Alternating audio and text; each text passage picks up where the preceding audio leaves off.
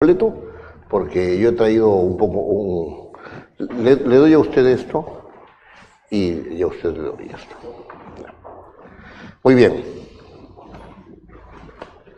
Ustedes encuentran aquí un texto que se llama El origen del mundo, ¿no es cierto? Ya, era un texto sacado de la metamorfosis de un poeta latino que se llama Ovidio, ¿ya? Y les recomiendo que lo lean porque se pueden divertir mucho con la metamorfosis. Todo lo que usted dígame. Muy bien, entonces vamos a ver este texto del origen del mundo, pero quisiera, es un texto un poco largo y lo he hecho largo así adrede, ¿eh? O sea, la redacción no solamente es de textos pequeños, ¿no? Fíjense ustedes. Evidentemente, si es que ustedes se ponen a leerlo, van a encontrar una cierta dificultad, ¿no? El tema es por qué hay esa pequeña dificultad, ¿no? ¿Por qué hay esa cierta dificultad? ¿Usted podría leer en voz alta? Antes del mar y de las tierras y el que lo cubre todo, el cielo, uno solo era de la naturaleza, el rostro en todo el orden.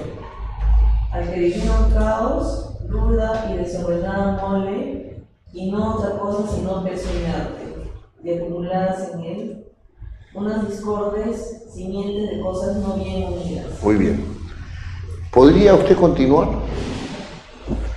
Ningún titán todavía no pudo ofrecer luces, ni nuevos, en que el cielo reiteraba sus cuernos febe, ni en su circunfuso aire estaba suspendida la tierra, por los pesos equilibrados suyos, en sus brazos por el largo margen de las tierras había extendido Anfitrique, y por tanto había tierra, allí también Ponto y aire, así era inestable la tierra, inadable la onda, de luz carente al aire, ninguno su forma mantenía, y estorbaba a los otros cada uno, porque en un cuerpo solo lo frío pugnaba con lo caliente, lo humedecido con lo seco, lo mullido con lo duro, lo sin peso con lo que tenía peso. Quedémonos ahí. Cuando yo voy a hacer la siguiente pregunta, voy a hacer una pregunta. Cuando yo pregunto si han entendido este texto o no lo han entendido, ustedes respóndanme con sinceridad, ¿no? ¿Qué han entendido de este texto? Lo tienen que volver a leer, ¿no es cierto? ¿Lo quieren volver a leer? Ahora léanlo en silencio.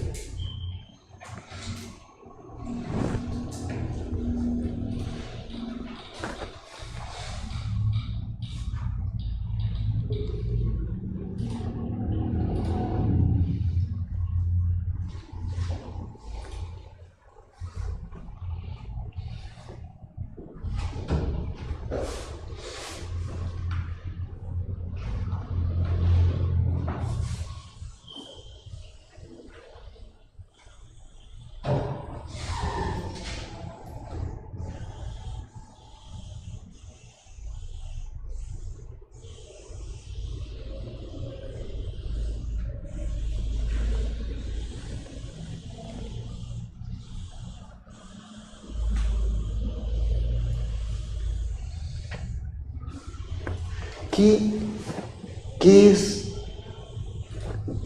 O sea, ustedes tienen ya han hecho una lectura hasta donde hemos llegado, ¿no es cierto? ¿Y cómo perciben el texto? Es un texto que se está refiriendo específicamente al cielo, que antes la persona era lo que cubría todo, ¿no? Pero tiene cosas que afirman y también contradicen, o sea, lo opuesto, lo real con lo opuesto. ¿Y usted qué opina? ¿Cuál es su apellido, perdón? Sánchez. Sánchez. A ver. Veo que habla sobre el mundo, pero el desorden que había antes de todo el orden que vemos ahora, ¿no? Claro, disculpe. O sea, usted está hablando del desorden y usted está hablando de la contradicción, ¿no es cierto? Hay una contradicción. Es bien interesante eso. antes del mar y de las tierras,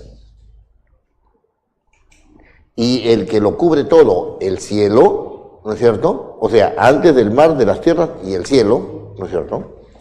Uno solo era de la naturaleza el rostro en todo el orbe. Uno solo era el rostro de la naturaleza en todo el orbe, ¿no es cierto? Uno solo. ¿Qué significa eso? ¿No?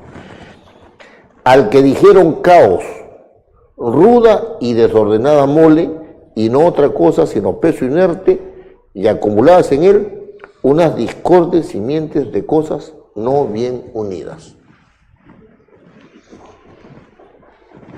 La pregunta, ¿qué referentes se están usando ahí? O sea, ¿a qué se está refiriendo? ¿No es cierto? Es lo que estoy preguntando. ¿A qué referentes alude ese texto?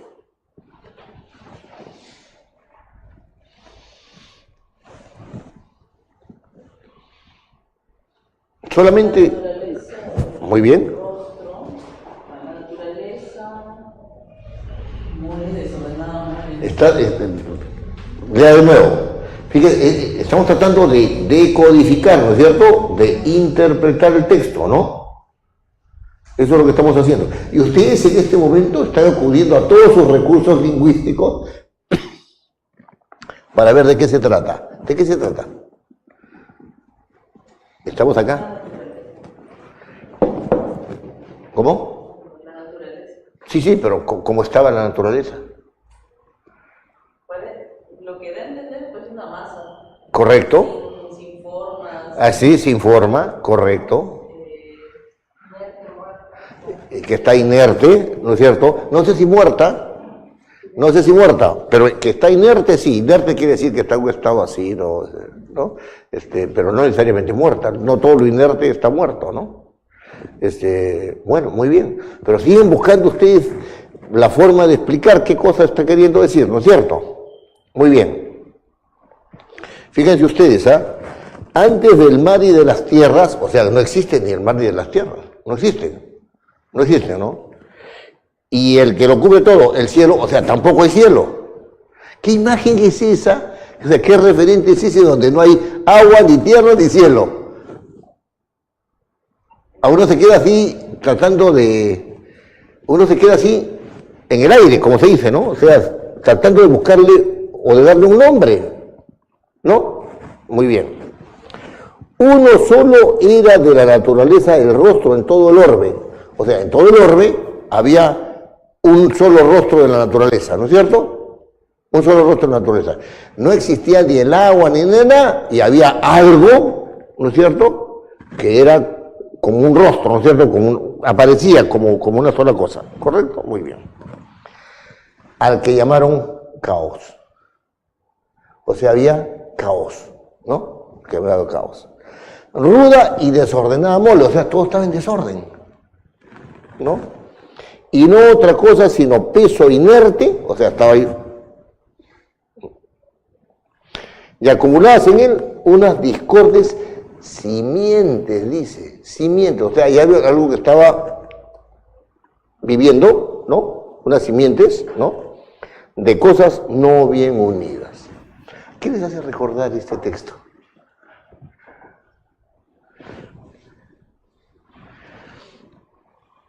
¿Les hace recordar algo o no? La creación del mundo. ¿Ya? O sea, Ovidio vivió antes de Jesucristo, pero vivió después del Génesis, ¿no? Ya, o hay una influencia del Génesis, o sencillamente los griegos y los latinos han tenido visiones paralelas o más o menos parecidas a las del Génesis, ¿no? Pero acá lo importante es esto, fíjense, ¿qué han estado, independientemente de los comentarios que te pongan, ¿qué han estado ustedes haciendo? Desde el punto de vista, para el curso, o sea, acá este no es un curso de historia de las religiones, no, es un curso de... ¿Qué han estado ustedes haciendo? Han imaginado. ¿Y por qué han imaginado? Correcto, porque no está claro. Al no estar claro, ustedes han estado buscando la claridad, pues, del texto. Ya. ¿Y con qué elementos han estado buscando la claridad? ¿Con cuál de estos predominantemente? La propiedad es de los términos. Sí, de los términos. Ya, por ejemplo, ¿qué términos, qué significado les ha sido propio para llegar a donde han llegado? Naturaleza. Naturaleza, por ejemplo, ¿qué entendemos por naturaleza? ¿Cuál otro? Simiente. Simiente, correcto. ¿Cuál otro? No sé bien la palabra mole, pero... Mole es una piedra grande. Una piedra grande, sí. Una piedra grande. Ya mole, correcto. ¿Qué otros términos? Que tenga coherencia, porque quería saber de qué se trata, o sea, de qué me está explicando, ¿no? Correcto. Está bien, pero dejemos la coherencia por un ladito y vayamos al término de la precisión. Ustedes están tratando de precisar qué mensaje hay atrás. Eso es lo central. Efectivamente, está buscando usted buscando los significados de las palabras para poder construir con propiedad esto, ¿no es cierto? Que no haya contradicción, ¿verdad? Muy bien. Como no estamos escribiendo, no hablamos de concisión, pues porque el texto está dado, ¿no es cierto? La concisión es para el que escribe, ¿no es cierto? Muy bien, correcto. Entonces, ahora, todo el rato hemos estado buscando cuál es el referente. O sea, ¿qué cosa quiere decir? Es buscar el referente, pues. Ya, y usted ha estado buscando, usted ha buscado algunos términos, ¿no es cierto? Que le parezcan importantes. ¿Cuál les ha considerado importante?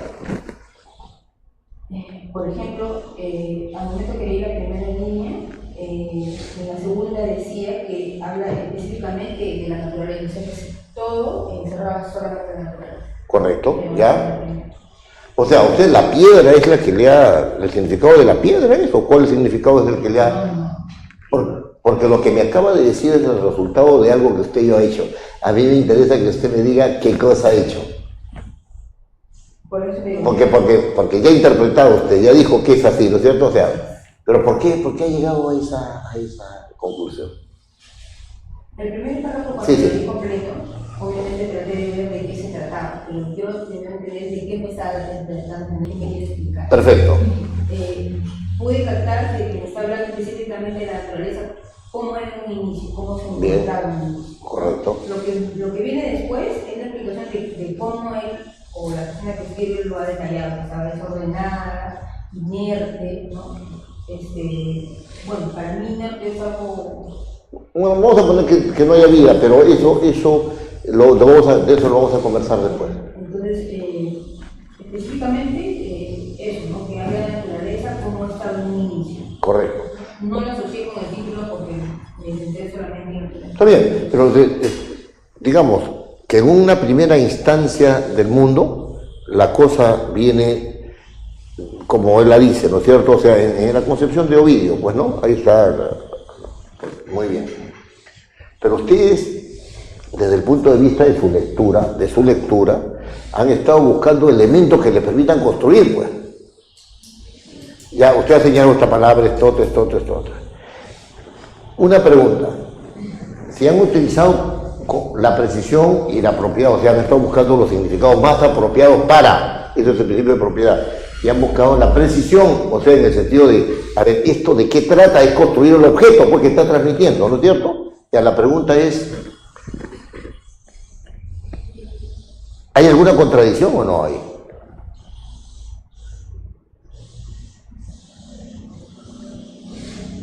En esos 5...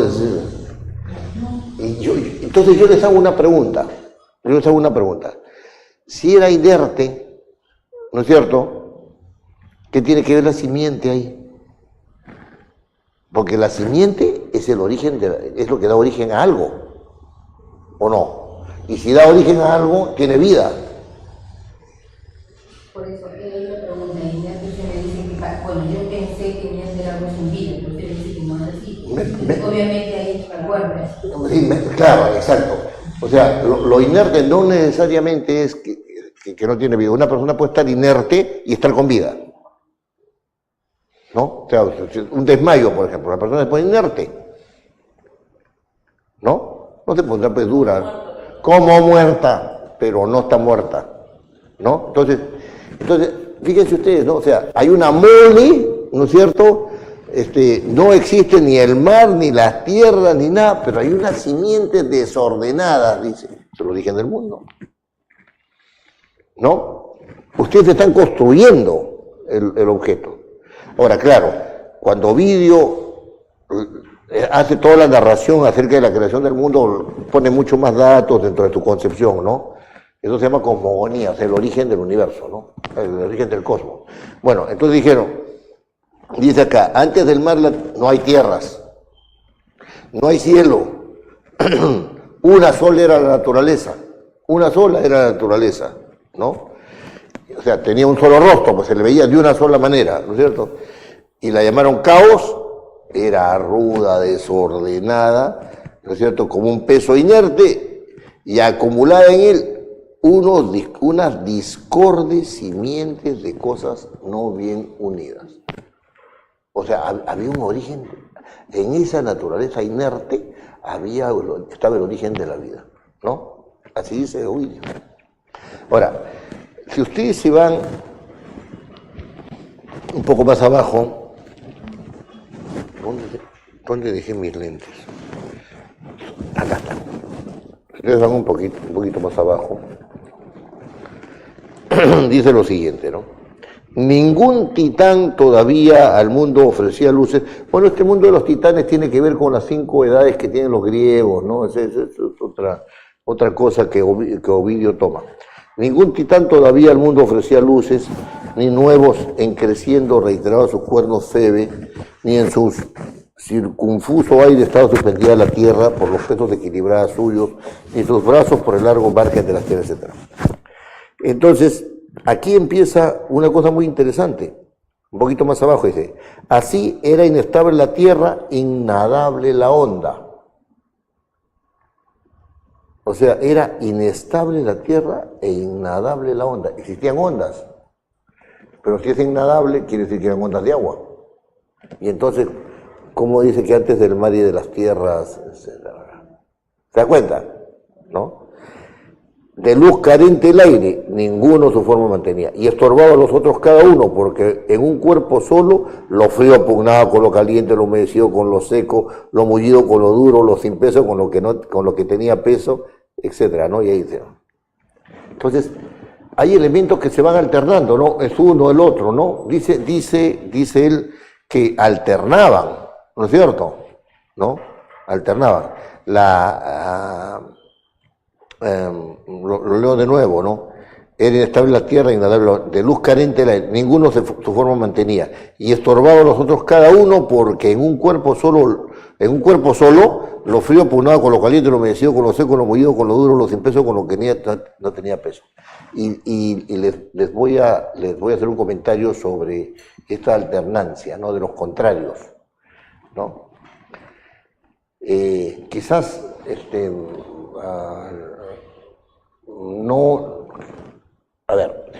quizás tenemos una idea de que lo contradictorio siempre es irreductible. Irreductible significa que o este o el otro. Siempre decimos eso. O blanco o negro, ¿no? O decimos o moral o inmoral. O decimos, qué sé yo, o día o noche, ¿no es cierto? Y no nos damos cuenta de que para que el día se convierta en noche, la noche se convierte en día y un trayecto, ¿no? Entonces, aquí este pata dice, lo frío pugnaba con lo caliente. ¿Y acaso no sucede así ahora? Cuando ustedes tienen frío, ¿no toman algo caliente para ponerlo así? Y entonces no pugnan en el sentido de que lo caliente combate a lo frío y lo frío combate a lo caliente. Cuando uno se quema, lo primero que le dicen es con agua fría, ¿no es cierto? O sea, no. Lo humedecido con lo seco, sí, pues, efectivamente. Uno para sacarse tiene que estar húmedo, mojado, ¿no es cierto? ¿No? Y para no estar seco tiene que tomar agua, ¿no? O sea, hay siempre una y lo mullido con lo duro también. Y también lo sin peso con lo que tiene peso, o sea, cosas que pesan más, cosas que pesan menos, etc. Bueno, ¿por qué les hago esta reflexión? Porque no todo lo que aparece como contradictorio es excluyente. No sé si me logro explicar con claridad. No toda contradicción es excluyente. Y eso es muy importante por el principio de coherencia.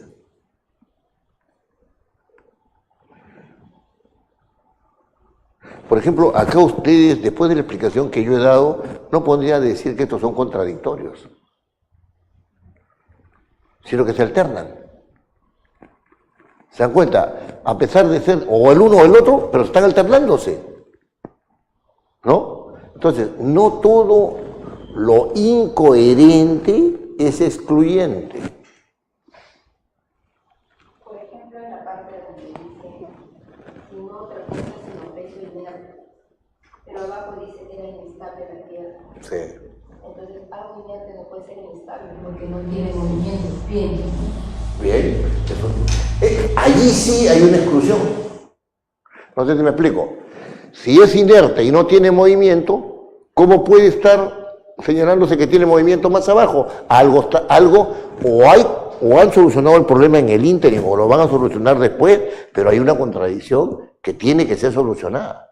Pero no es el mismo caso de decir frío, caliente, etcétera, etcétera. No, ahí esa aparente contradicción no es contradicción. Es alternancia. Entonces, yo les hago ver esto porque en la redacción, por ejemplo, yo les he explicado, por ejemplo, en el caso de la concisión, uno tiene que tener la menor cantidad de palabras. Si te lo toma de manera absoluta, entonces los textos tienen que ser chiquitos. No. La concisión es utilizar la menor cantidad de palabras necesarias. Usted le escribe una carta a su mamá, ya no se escriben cartas, ¿no? Pero a mí me encantaría escribirle una carta a mi mamá, y bueno, mi mamá está muerta, ¿no? Pero me encantaría escribirle una carta, ¿no? Entonces, usted le escribe una carta a su mamá. ¿Usted puede decir que en esa carta le sobran o le faltan palabras?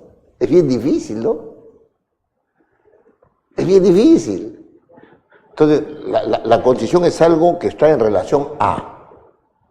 Si yo tengo que comunicar una orden, comunico una orden.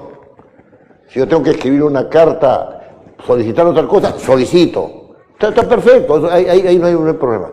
Pero si yo quiero escribirle un cuento para que mi hijo lo lea el día de su cumpleaños, yo a mi nieta le escribo a veces, ¿no? Entonces, le escribo un cuento para su cumpleaños, no le voy a escribir pues como si le mandara una orden, ¿no? Como si le mandara una...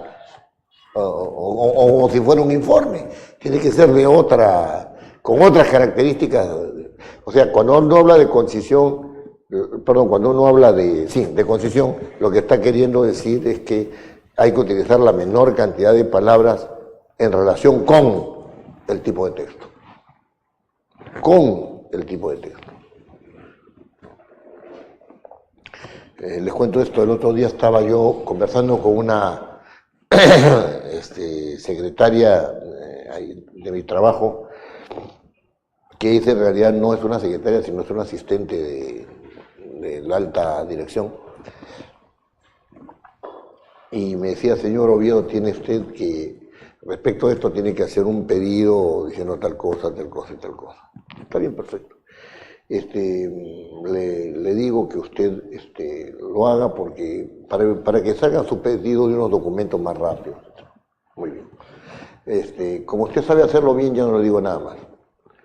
Entonces yo empecé diciendo en relación con tal cosa, primero, segundo, tercero, cuarto y quinto, así numerados, ¿sabes?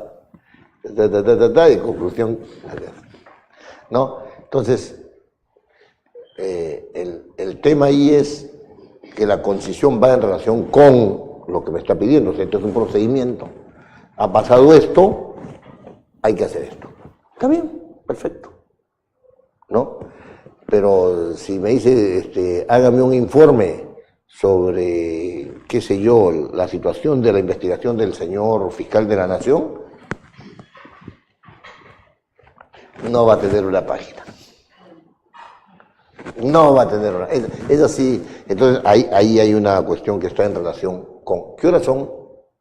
Yo me entusiasmo y me voy. ¿Un cuarto o 4? Un cuarto para ahora. Estamos bien, tenemos todavía un tiempito, ¿no? Ahora bien,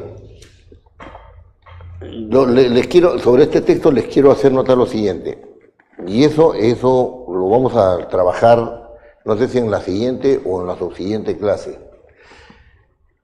Cuando ustedes han tratado de entender este texto, han buscado términos que sean, así intuitivamente, términos que les parezcan a ustedes, que les permitan entender. Bueno, esos son los términos que se llaman términos claves en el texto. Un texto tiene términos claves. Si ustedes los unen, por ejemplo, si usted une mar, tierra y cielo, ¿no es cierto? Le da una configuración. O sea, usted de ahí puede deducir inexistentes, ¿no es cierto? Inexistentes.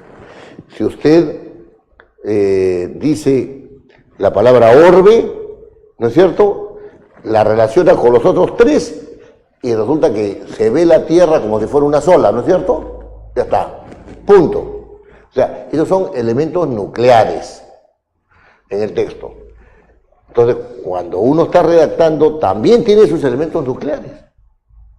O sea, yo relaciono este con este y me da esto, relaciono este con el otro y me da esto. Ahora, claro, tengo que hacer una construcción adecuada, pero lo que no puede faltar son esos elementos nucleares. Lo otro es que cuando ustedes han buscado esos términos y han vuelto a leer el texto, esos elementos nucleares están distribuidos de determinada manera, no están distribuidos de cualquier manera, porque si estuvieran distribuidos de otra manera darían otro mensaje. La palabra clave acá en estos cinco, digamos 5 o 6 líneas es caos. No sé si me logro. El nombre es caos. Y el caos pues estaba antes de que hubieran el cielo, ¿no es cierto?, la tierra y las aguas. Era como una mole, pero era ciertamente desordenado. Todo el término nuclear es caos. Muy bien. Les digo esto porque lo voy a poner aquí al costadito. Los textos son como constelaciones, ¿no? Yo tengo un elemento acá y sobre la base de ese elemento van concurriendo otros, pero esos otros tienen sus relaciones entre ellos. Entonces, hay un elemento nuclear. Cuando yo les decía, y esto tiene una relación, aunque les parezca un poco, a ver, ¿cuál es el término? Un poco extraño, ¿no? Tiene una relación analógica, porque cuando yo tengo el sujeto y el predicado de una oración, que yo, bueno, los llamo así porque tradicionalmente los conocemos así, pero para mí esta es la materia y este es el comentario, ¿no es cierto? ¿No? Este tiene su núcleo y este tiene su núcleo. El núcleo del sujeto siempre será un nombre, el núcleo del predicado siempre será un verbo. Bueno, cuando los términos se relacionan también hay un término que es nuclear y los demás giran en torno a él.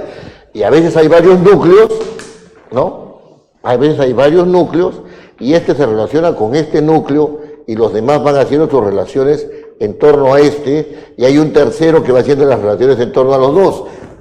Ya es más complicado, ¿no? Ya lo siento más complicado. Pero ese tema, ¿no es cierto?, es un tema que lo vamos a ir viendo después. No sé si ustedes han tenido ocasión. ¿Usted tiene hijos? Sí. ¿En qué edad tienen sus hijos? 4. Bueno, mi nieta cuando viene, porque como vive conmigo, entonces cuando viene a que yo le ayude a hacer las tareas, ella cuando analiza textos, o sea, cuando el profesor le manda a analizar textos, a ellos no les enseña como nos enseñaban a nosotros, ¿no es cierto? Agarra tu diccionario, mira qué significa la palabra, etcétera, que también tiene su diccionario, eso no, sino les enseñan como si fueran constelaciones, o sea, como si fueran, no hay una palabra que no esté interrelacionada con las otras. Y entonces esa es una nueva perspectiva que me parece mucho más interesante. y los obliga a ellos no a tener el significado de la palabra, sino a tener el significado de la palabra en relación con lo que están haciendo, con el texto que están analizando. A eso me refiero. Ahora, mirado desde el punto de vista de la construcción del texto, hablar de núcleos, hablar de elementos que te nuclean todo, es fundamental. Porque yo voy a enviarle un texto a fulano de tal, de fulano de tal, que es secretaria, ¿no es cierto? A fulano de tal, de fulano de tal. Eso es como que 2 y 2 son 4. O sea, es imposible que se mande un texto donde nadie lo mande y nadie lo vaya a recibir, ¿no es cierto? Ya, correcto, muy bien. Entonces, viene el texto y en el texto tiene que estar lo indispensable claramente determinado. Es el núcleo. Pero una cosa es el núcleo del sujeto, que es muy importante, ¿ah? Y lo que te voy a decir es el comentario, y otra cosa es meter esa oración dentro de otras oraciones, y todo ese entramado del texto tiene otro núcleo, que puede ser el mismo de inicio, o que de repente se construye como otro. Por ejemplo, si yo digo haga usted tal cosa, haga usted tal cosa, entonces en la oración el núcleo del sujeto es usted, ¿no es cierto? Usted. Y el núcleo del predicado haga, ¿no? El verbo haga. Ahí está, perfecto, muy bien. Pero cuando digo usted, cuando ya tengo en cuenta al emisor y al receptor, haga usted tal cosa, el núcleo es una orden. No puede entenderse eso que se ha dicho sin que sea una orden. Y solamente puede dar una orden el que tiene jerarquía mayor que el otro, porque el menor no le puede dar una orden al de mayor jerarquía. Todos esos supuestos están, ¿no? Y la orden puede ser feliz o infeliz. El otro de repente le responde, no puedo aceptar eso por tal razón. Eso no quiere decir que no le haya dado una orden. Le ha dado una orden, pero la orden no ha tenido éxito en el sentido de ser ejecutada, ¿no es cierto? Y si le ejecutó, en buena hora, ¿no es cierto? O yo lo hago bajo su responsabilidad y no la mía, le responde lo que fuere. Estas cosas pasan, ¿no es cierto? Pero los núcleos el lenguaje es muy versátil, o sea, va cambiando, no es un objeto material, ¿no es cierto? No es una cosa física, ¿no? Es algo que se mueve en la mente del hombre, y la mente del hombre va todo el tiempo precisando el sentido de su información.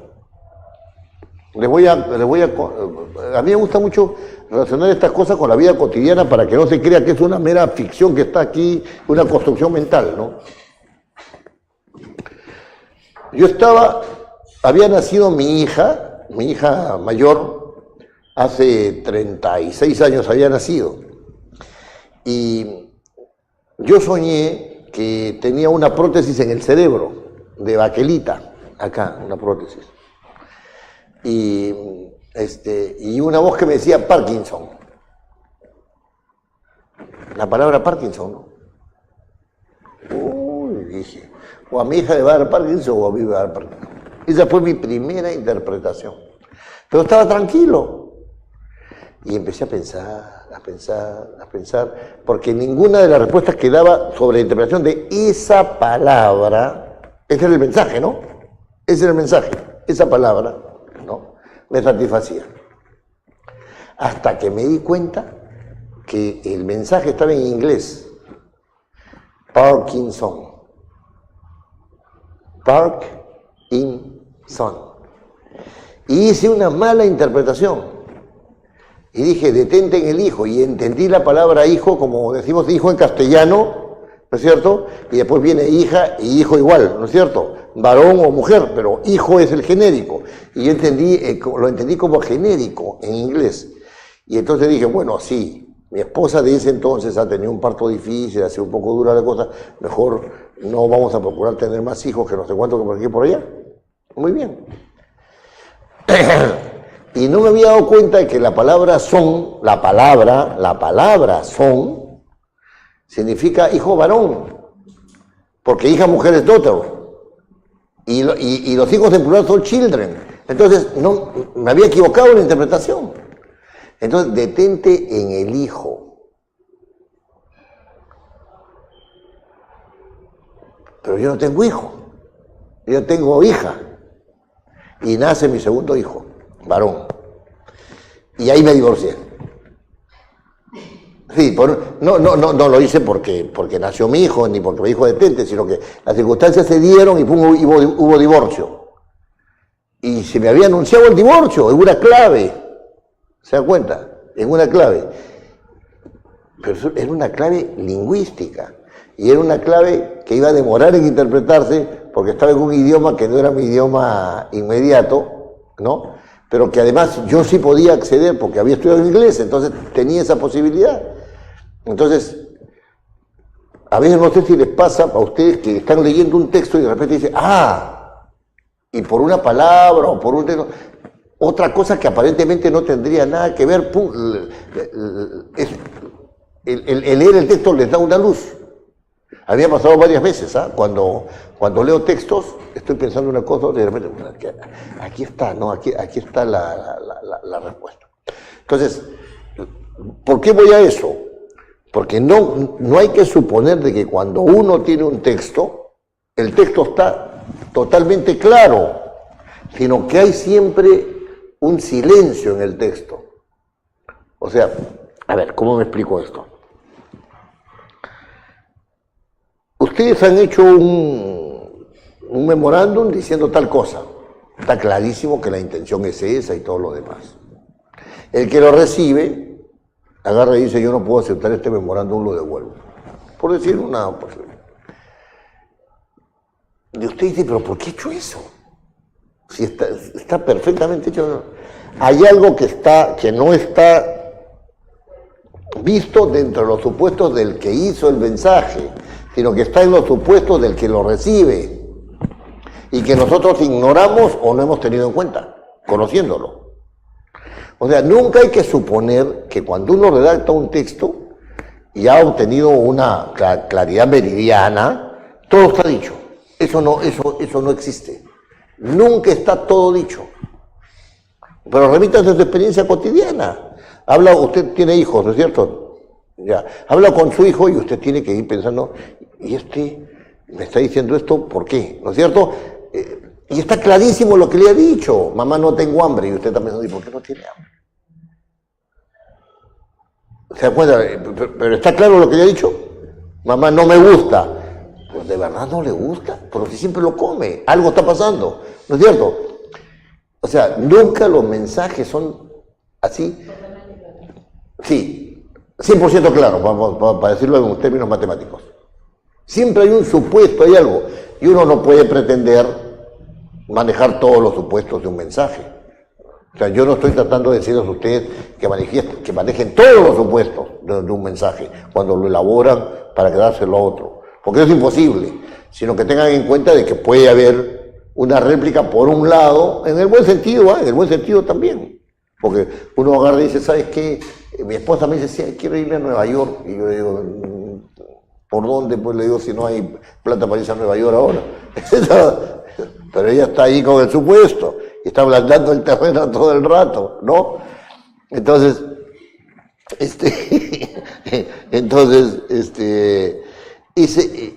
ahí hay un supuesto que yo entiendo, ¿no? Pero que ella no lo dice. Y siempre yo le digo, sí, tú quieres ir a Nueva York en noviembre, porque te interesa un pepino Nueva York, lo que te interesa es la Navidad en Nueva York, y que quieres comprar cosas